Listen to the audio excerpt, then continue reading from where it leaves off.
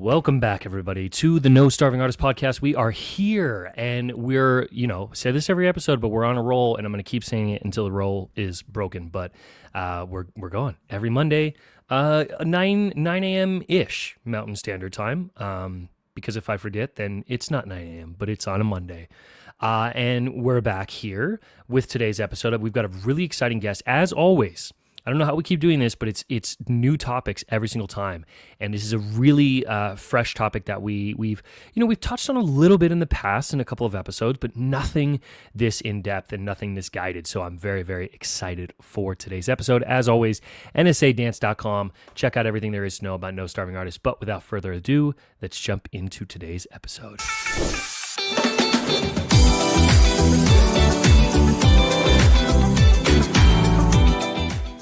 Jamie, welcome to the No Starving Artist podcast. How are you, my friend?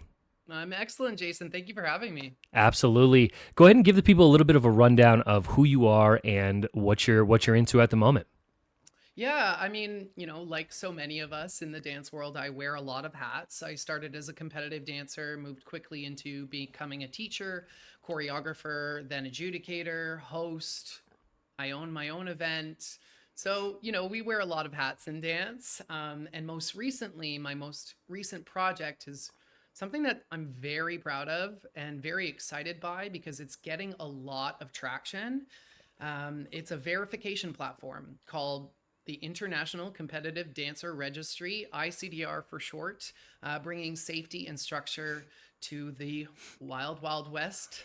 I did not give dance that label. It's been called the Wild Wild West for some time now for many different reasons. So what ICDR does is solve a lot of our collective pain points, and I'm excited to talk to you about it today. I'm very, very excited. And I do want to kind of I want to get out of the gate with our actionable today because I think it's really, really important.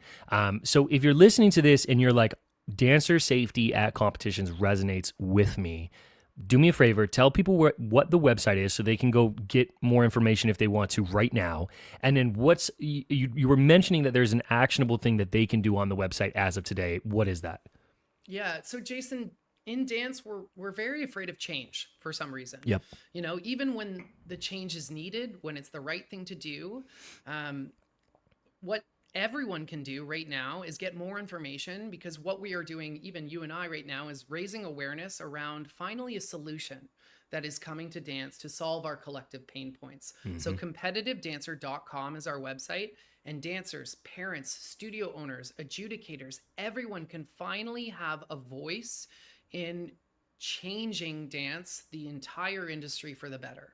That's what they can do. You can show your vote of support right now because I can take those numbers and they're growing every single day, and it's really exciting to see, and take it to all the big media providers, the big leaders that kind of control a lot of this industry, and show them that the fabric, everyone that makes up this industry is ready for change, is ready for something new and something exciting that honors their commitment, their investment, no matter where they choose to compete.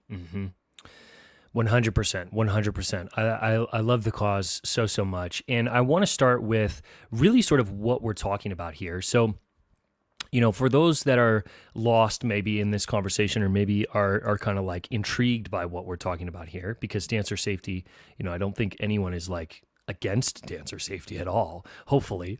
We are more or less talking strongly around media at dance competitions, if I'm not mistaken. But yep. I want you to kind of detail for me, like, how did this even become a thing for you, and what sparked like the problem and how you were going to sort of solve that? Well, that's a great question. I mean, I'm a big advocate for seeing a dancer become the best version of themselves. There's nothing, I'm getting shivers in my spine right now, because there's nothing that gives me more joy seeing someone reach their full potential.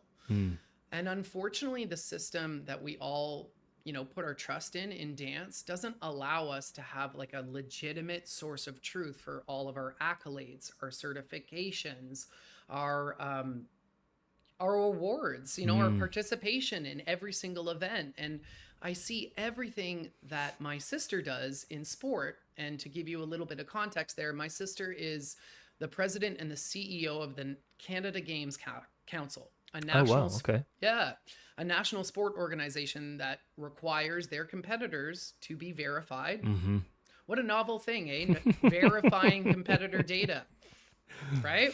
And not only does she require verification, but she protects that data and she works with all the associations, the federations, for lacrosse, hockey, Mm. cheerleading, gymnastics that feed into her national sport organization.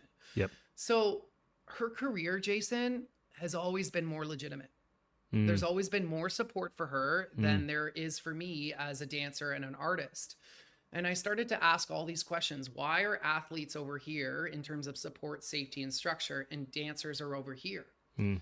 And the reality of the situation is, unfortunately, is a lot of the leaders up at top don't like playing in the same sandbox. They Mm. want to keep their integrity. They want to keep their autonomy. So I started ideating on how do we bring the same structure, safety, and legitimacy seen in sport, but move it over to dance. Mm.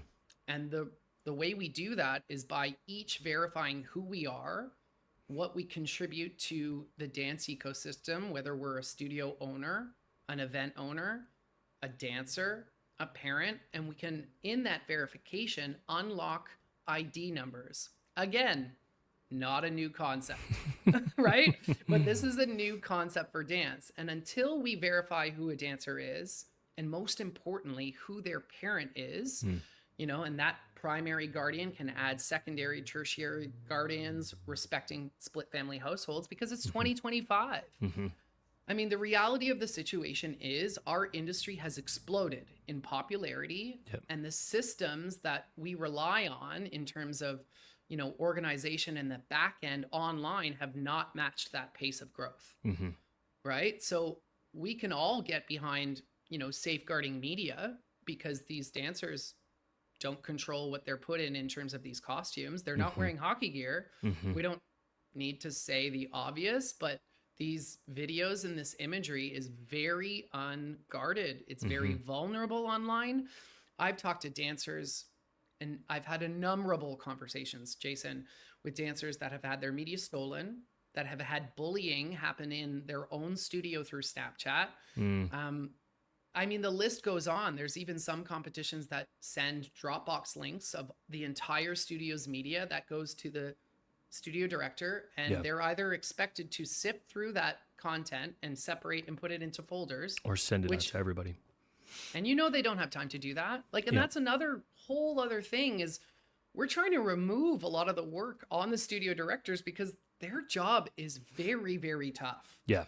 Right? They're doing a lot, right? So there is a way through software and through impartial, verification to make everything more safe, more fair, and verified because it's time. That's what our ethos is. That is I picked this tagline for a reason because verification unlocks these IDs that then can bring safety. We can safeguard media, employ multiple factor authentication because we've already verified who that dancer is. Yeah. We know who their primary guardian is.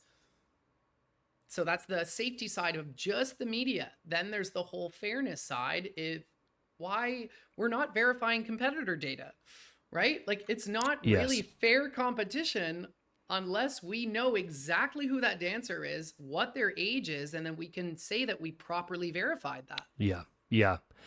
Yeah. There's so many different sort of like branches to this. And I want to make sure that we at least sort of like glaze over them all so that people really understand that this isn't just a singular solution thing. This really does help facilitate with a lot of different areas of competition. What you just recently said, I hear this complaint all the time. Well, this person, they win at all these other competitions, and then they're in this competition, they're in a different category or they're in a different level. And part of that is because there is no way to, I tell people this all the time and they're sometimes shocked. Like as a judge, when we sit down at the table, we don't have information on these dancers. We don't really, a lot of times, maybe we know the studio, maybe, but that's not consistent across all competitions. Right. We definitely don't know like their birth date. We're not seeing that information. And I'm not saying that we need to, but what I'm saying is someone somewhere it would be nice if there was a catalog of all that information for competitions to be like, hey, we noticed that you were in this category at all these other competitions. How come you're not in that category at our competition? So to that fairness point that you brought up, and then the media thing is such a huge thing because, it's easy to, and I hear this sentiment a lot, it's easy to fearmonger around these topics. But at the end of the day, these are kids. And one, most of these competitions are not secure in the sense of really anybody off the street could walk in and see what's going on. Yep. And then two, like you're pointing out, the media afterwards is a lot of times not secure. And even if it is secure, it's very little, if anything. Right. Yeah. Which is just, it is kind of wild to think about. Well, they're using birth dates to unlock media. Yeah. Right? That's not privacy compliant. Yeah. Right? So, the data you spoke about earlier, absolutely, but we're protecting the data. We're saying that you can, Jamie Hodgins can compete at your competition, but you don't get his birthday.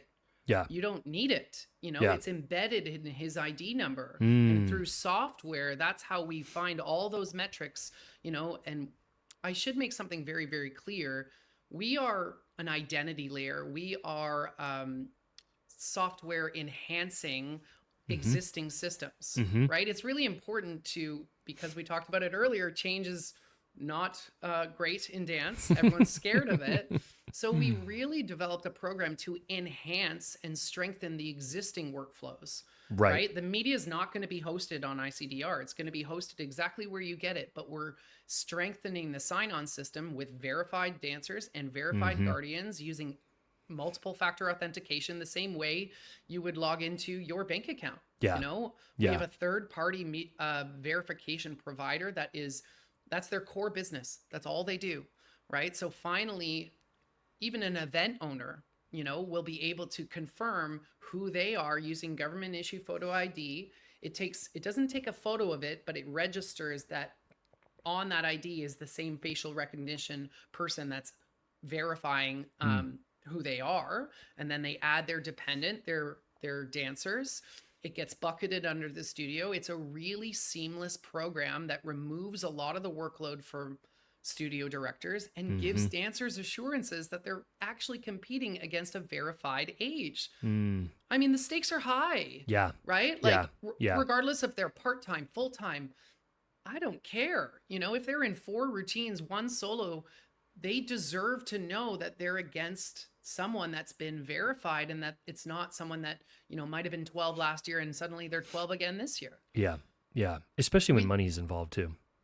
Yeah. And this is something we haven't talked about. And I know a lot of your listeners would be really excited about this. And this is where it gets exciting. Yeah, we need to safeguard the media. We need to create safer spaces online. We need to be more privacy compliant. And our verification shoulders that privacy compliance for our partners. But there's also a really cool thing that I know you would have taken advantage of. I definitely could have used it. A legitimate source of truth for all of your participation, all of your record, all of your awards, your certifications. We're trying to centralize all of these wonderful wins that otherwise just collect dust on a shelf. They're great memories to look at, but what can you do with that? Right? Like if you wanted to apply for a part-time job as a part-time dancer, showing commitment to a team for 10 years, I think we owe that to our dancers to show that they've been part of a studio, they've been part of competition, they've contributed to this wonderful ecosystem, right? This wonderful industry that realistically operates a lot on trust, and you can't trust everyone. Yeah. 100%. We've highlighted already some of the issues with the current system, but I want to really solidify a few standout things that you see that are, issues or potential issues with the way that everything is sort of set up at the moment. Yeah. I've moved away from adjudicating competitions into hosting because I love the connection I get backstage with studio directors, with choreographers, with my peers and colleagues. I love watching the dancers come off stage. That's just where I've transitioned. Yeah. I also find judging very difficult. I don't think judges get enough credit. It is super hard, long days, Yep. and you're expected to be at 110% every single hour you're on. Yep. Right. So going back to what we were saying, I definitely saw an opportunity through ICDR to find a little bit more, or I should say, dispelling she's probably not even 13, or she's probably not part-time, or she's probably not even novice. I hear it all the time. Yep. Right. Yep. And I've actually had to go up to parents at competition. Sorry, I should say this the opposite way. I was hosting, parents were counting pre-competitive dancers on the Thursday.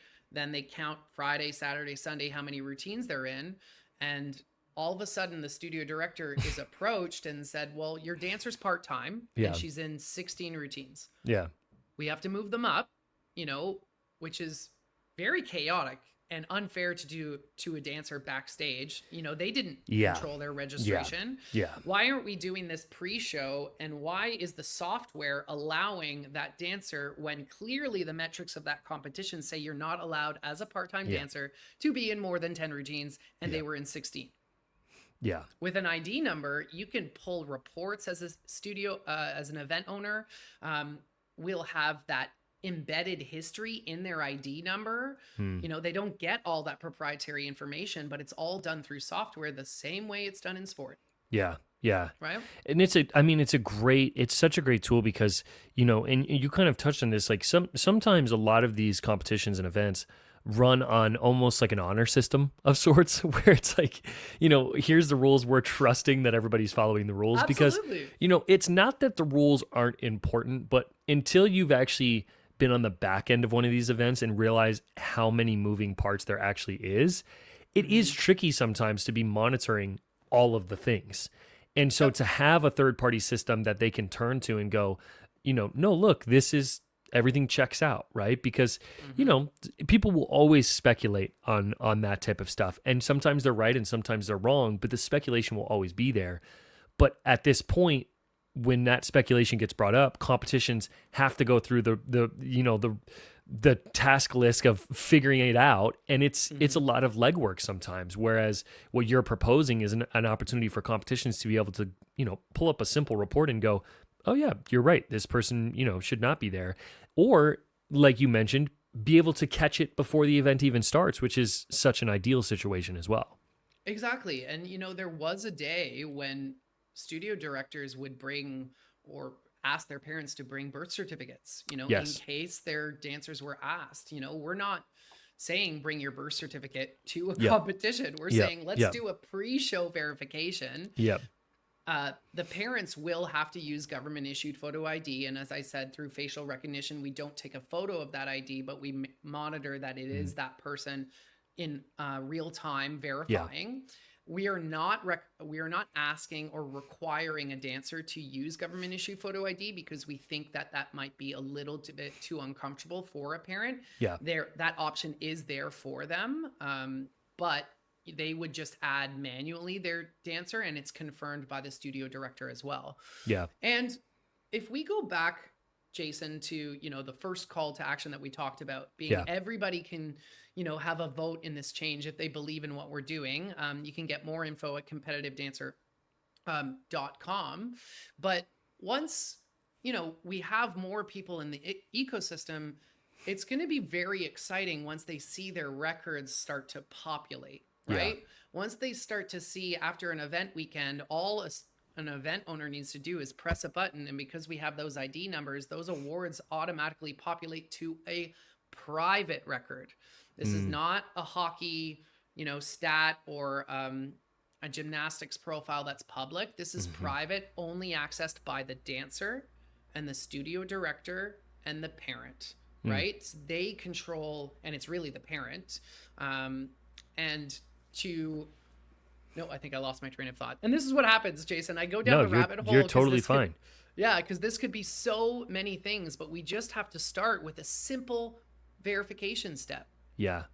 Yeah. I'm interested in I always try to be mindful of like, we don't want to villainize anything specific or anyone specific, but I think it is a curious point to talk on is what's been some of the pushback, if any, that you've received from this idea? Because I think that will really help to paint the picture of why this hasn't happened. Because I think a lot of people listening are probably like, yeah, what do you mean this doesn't already exist? But give us a little bit of insight, if you're comfortable with it, of any pushback that you've maybe received on this whole idea.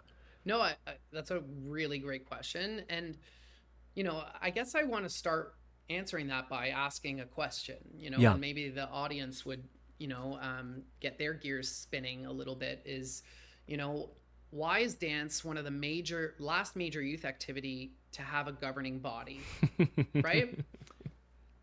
There are a lot of reasons, Jason. We can go down the rabbit hole in a million different directions. Yeah. But the reality of it is we may never agree on a governing body. Yeah. But we can all agree that there are things to be done to make it more safe, to make it more fair, and to catch us up to sport. So, one of the biggest concerns that, event owners and that media providers are having is that we're trying to control things. It's not the case. We're not farming data. We're not taking these pictures and storing them in a weird place to, go and sell things later. That is not what this is. We're trying to prevent that. Yeah. We're trying to give parents control over their children's sensitive proprietary information. Yeah. Right? The entire industry in one way or another is not privacy compliant. Yeah. Right? We need parent-based permission, I should say, nearly at every level of sharing information, right? How do you retain that data? Do you have a privacy officer on staff? And this is where we kind of get down, the rabbit hole of the privacy issue. Yeah. But going back to earlier point, your question about, other concerns is, people are afraid that we're going to change the game, in terms of hosting media and taking registration away from people. And that's not the case. Yeah. Because right now, Jason, profiles are living for a dancer on as many different providers that the studio has ever used, right? Yeah. Yeah. So it's unchecked, unverified. There are multiple accounts on some systems for every dancer. Yeah. There have been faulty reports. There is a way out of this, and that's why the media providers are starting to listen. We've touched base with all of them. We're integrated in our first year with DanceBug. We have two other media provider partners waiting for our software team to, understand their tech stack and how ICDR and the single sign-on system and our verified dancers can integrate with them. Yep. And it'll just take time. But Jason, the good things always take time. 100%. Yeah. Right? 100%.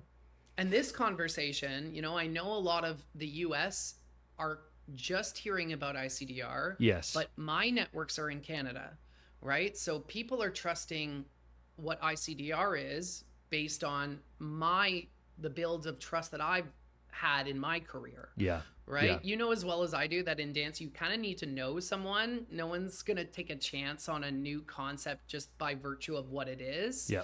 You kind of need to, this person recommended, you kind of need to have a network of people. So I am beyond thrilled to announce that we have over 40 events in Canada making verification a requirement this season.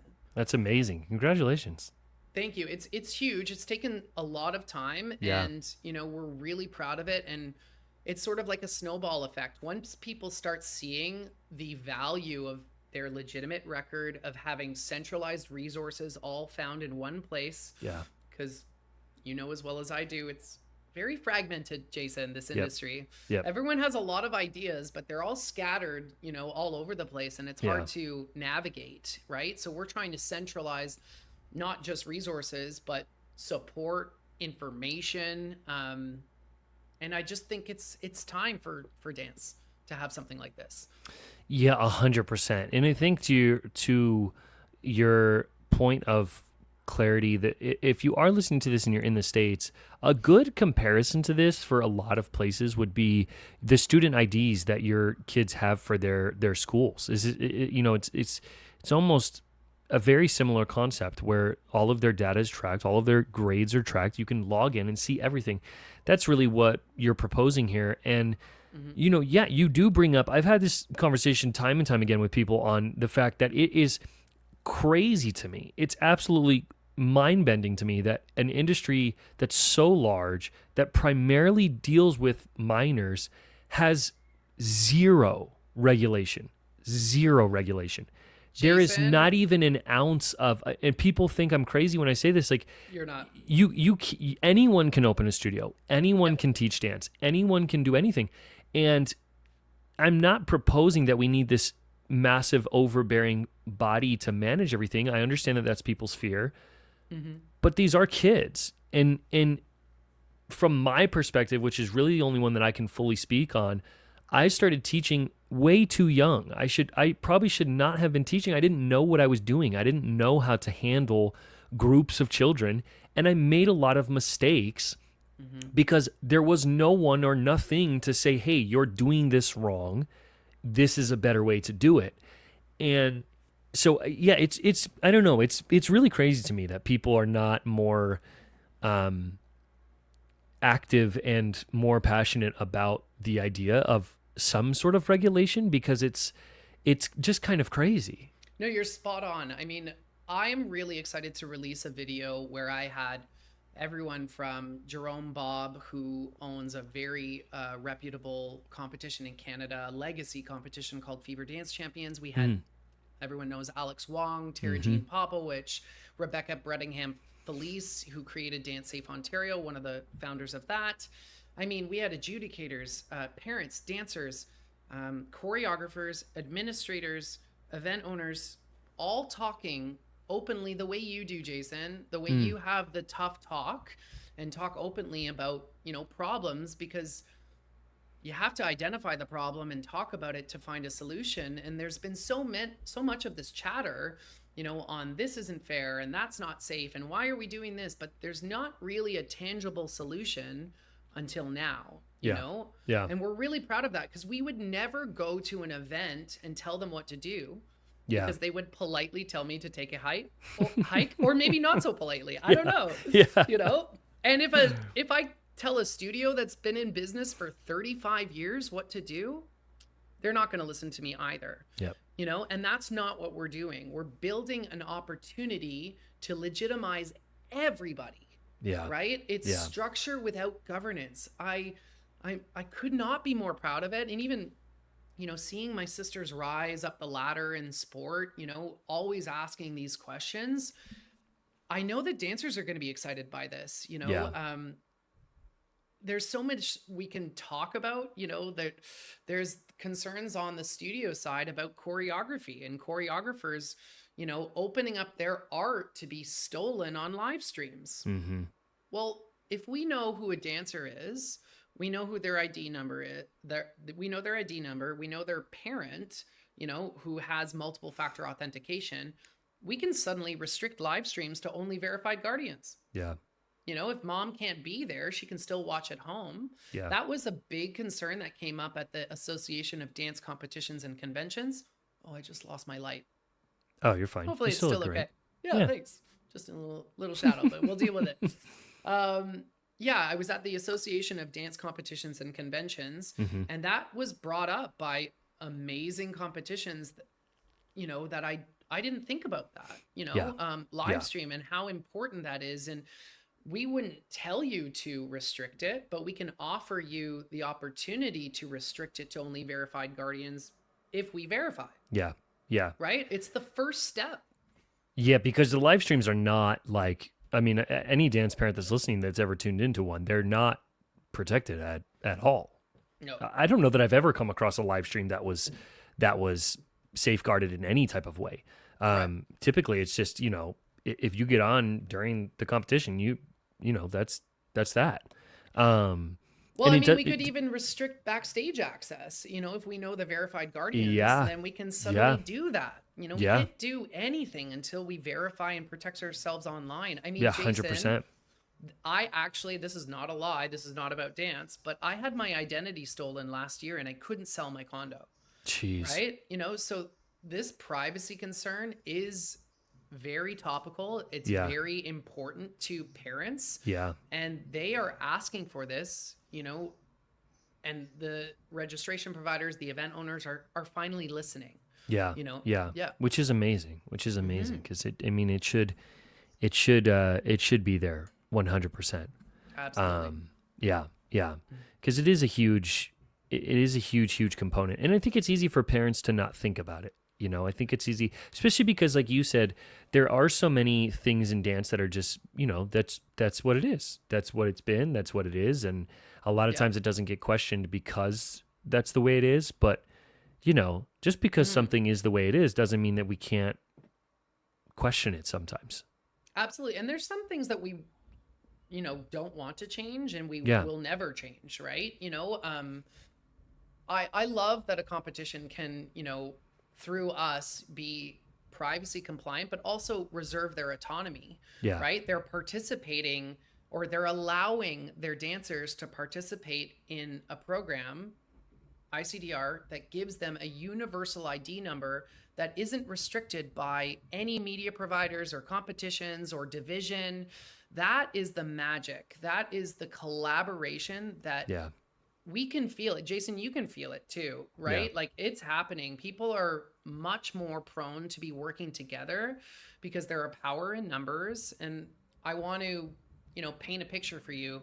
Imagine 100 competitions, just for easy numbers, are on ICDR. They're fully verified, registered. They're promoting verified dancers at their events. Well, suddenly we can poll those 100 competitions and ask them very pertinent questions that are important to the way they decide their metrics, the way they operate their business. How many acro tricks do you allow in your jazz categories? What is novice to you? What is part-time to you?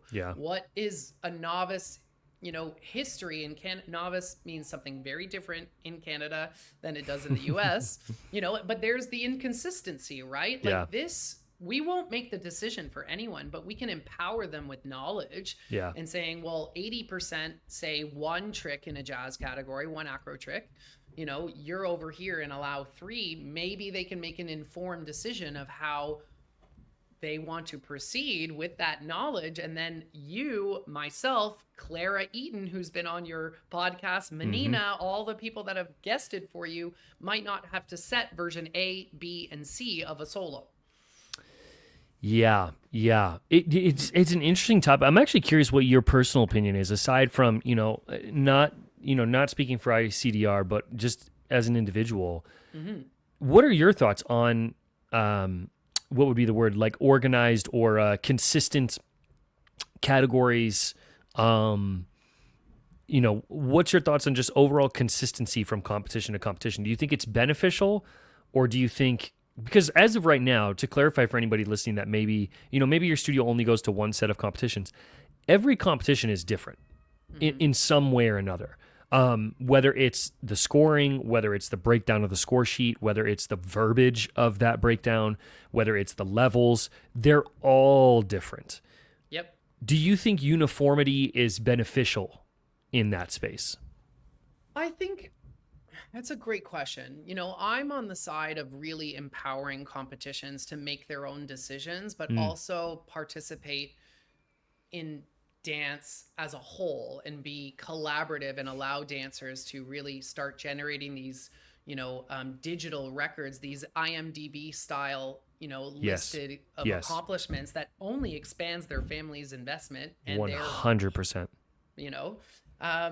So I'm of the opinion, well, I have to be of the opinion at ICDR that, I'm impartial. I won't make those decisions for them. And I think there have been, out of that obstacle, out of that inconsistency, there have been really great ideas, 100%.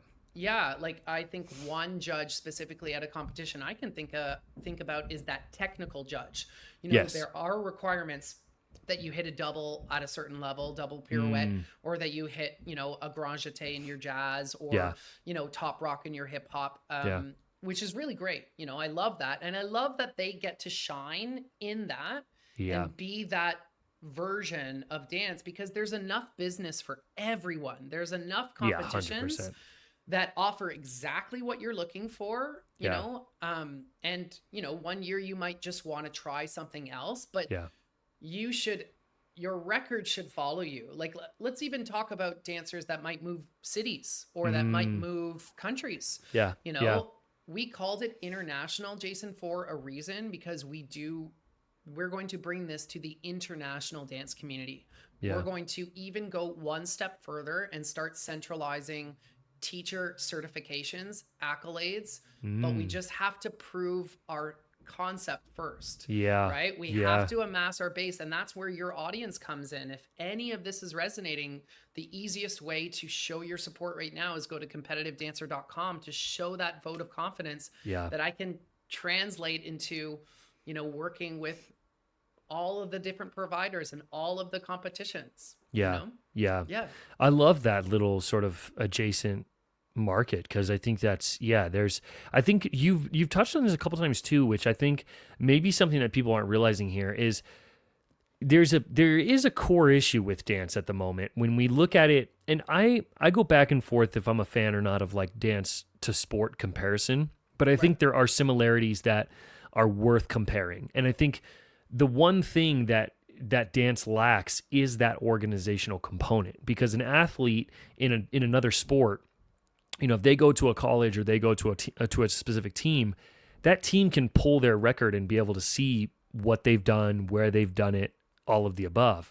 Yes. And that creates a layer of legitimacy, which I think sometimes gets undervalued. We don't have that in dance. There is no layer of legitimacy in dance in the way that there is in other sports. It's a very much like, you believe me because I told you.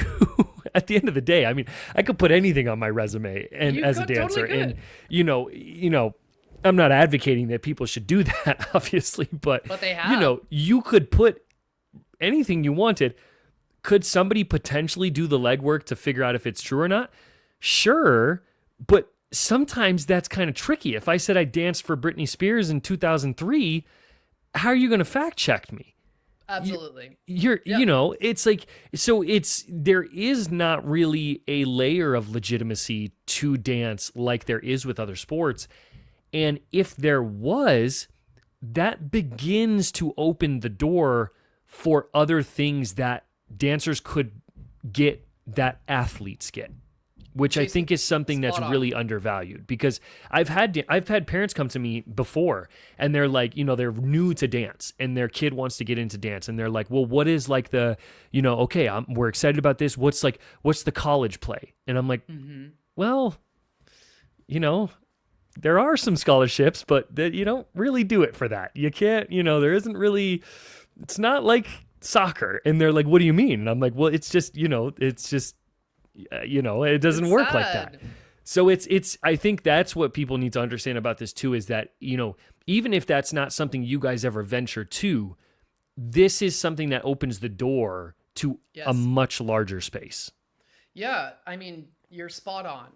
There are so many dancers that choose to go to post-secondary education and put on their resume, their application, that they won this title at this competition, they went to this convention, they went to this workshop. They can say anything. I stood up in Detroit at the National Dance Educator Organization. Now, keep in mind, Jason, this was a very different expo than Dance One Summit that I went to, Dance Teacher Web. I went to ADCC, I went to UDMA, I went to every possible expo this summer because I've done the legwork to confirm my suspicions. Right? Yeah. And those educators were, sitting on a panel representing this college, this college, this college, this college. And I stood up and I was wearing this sweater and I said, well, what are dancers putting on their applications?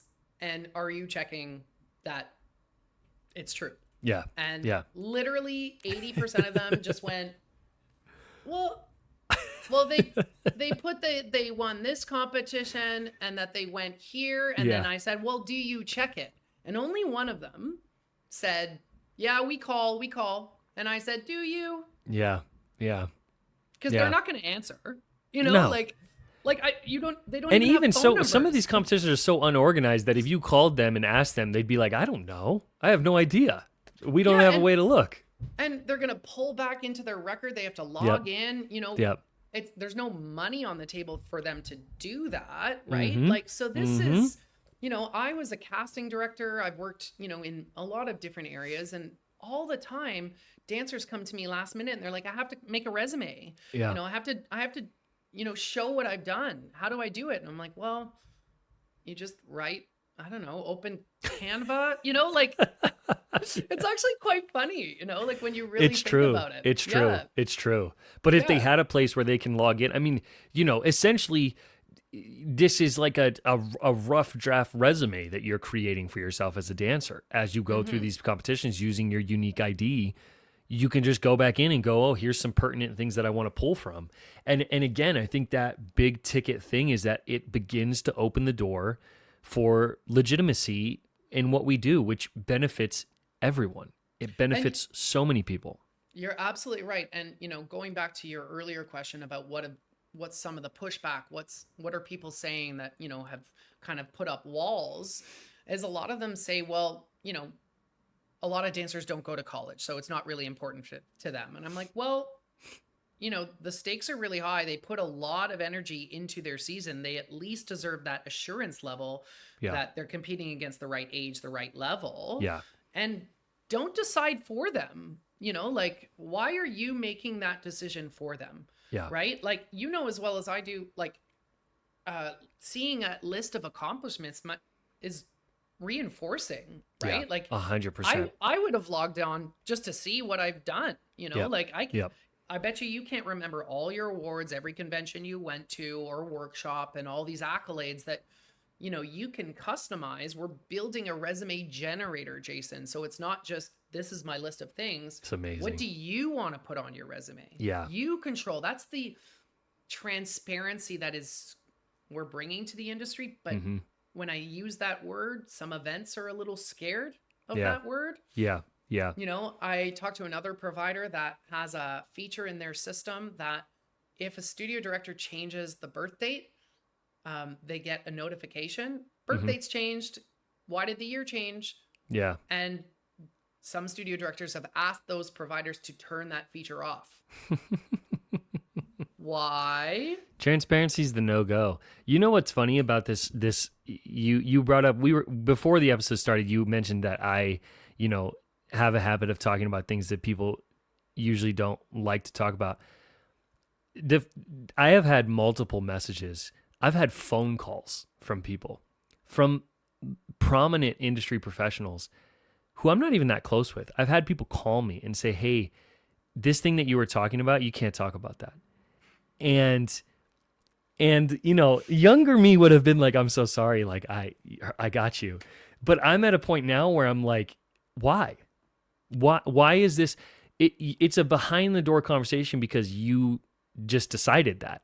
It's not, there's no value in holding a conversation behind closed doors, because when people know what's going on, it reduces questions. It reduces issues. The reason that there's so many issues is because people don't know what's going on.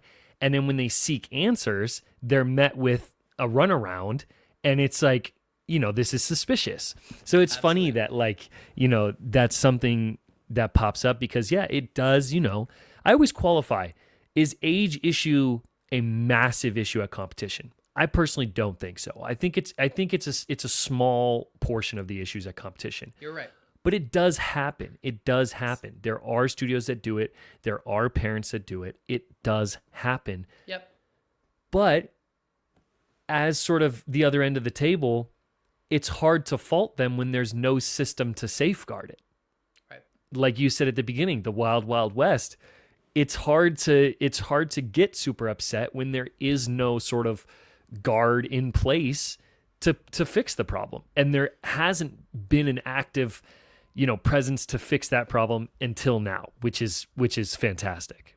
Right. And again, we are not governance. We are not going to tell you what to do, but we can empower you with the tools that can, bring more trust to this ecosystem on every level. Yeah. If it doesn't work for dancers, parents, events, and media providers and studios simultaneously, it's not going to work. 100%. And that's 100%. why we're building it the way we are. I think we've done it with absolute transparency, absolute collaboration. I spoke a little bit earlier and then I think I forgot where I was going, but we've been doing top down, right? I've been talking to the media providers. I'm talking to the event owners. Like I said, I have over 38 competitions in Canada. It's amazing. I can't even remember how many events that translates into. And some of them are choosing to encourage their families to verify, and some are making it a requirement to verify. Yeah. And some are choosing to verify in the future because we're not aligned with their media provider yet, right? Yeah. Yeah. But, going back to what you were saying earlier, Sarah Pickford, who is a wonderful safety advocate in Canada out of Alberta, she hosted my dancer and parent roundtables this past summer. Gotcha. She said openly, you actually need more credentials to groom a dog than you do to bend a kid in half. And that really registered, I got shivers again. And, again, we're not bringing that regulation, but going back to your point about colleges, they don't look at what we do very well. They look down on us. And we should qualify that when we're saying this, we're talking about from the perspective of the college itself, the university itself. Obviously, dance programs hold dance and reverie because they're dancers. But the problem with this setup is the dance programs get funded by the overarching college. If the college doesn't see value in that dance program, they're going to give them the littlest budget possible. And that's really where the issue lies. Totally. I've had literally faculty directors of dance programs, and I know this firsthand, not from being there, so maybe it's secondhand, sorry, from, my family members, from dancers I've talked to, that have been told in their very first year, forget everything you ever learned at your studio. Forget everything you learned or did at competition. Your dance career starts now.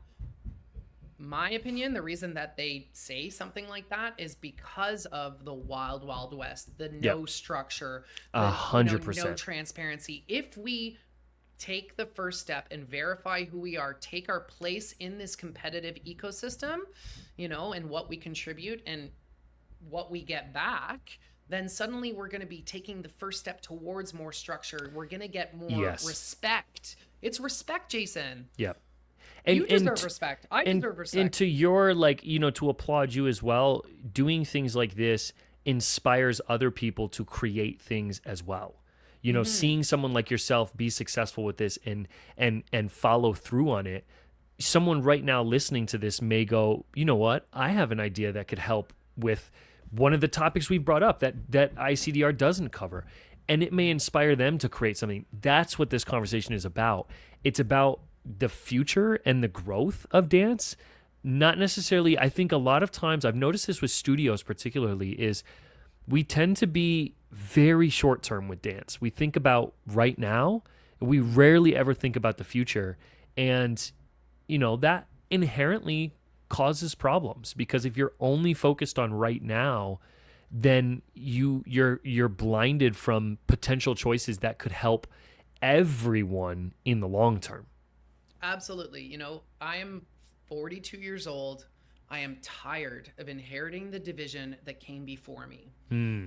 This is going to be my legacy, and I think we've done it. My entire team has done this with nothing but integrity and transparency. And if it doesn't start there, then how can we, deliver that, right? Yeah. So going back to, I think I keep forgetting, but top down, we're also going bottom up, right? We're saying dancers, parents, you have a voice in this transition, right? Yes. I actually was talking to someone, and maybe you have an opinion on this. Dancers often don't speak up. No. And I don't know if it's because they're used to movement being their vocabulary, or if they use their body so much more, and they're kind of worried about that sort of vocal, stamp, or maybe it's because of certain TV shows that have perpetuated really toxic culture. If you bring up anything or you 100%. Yeah. stand out, there's so many things I could say.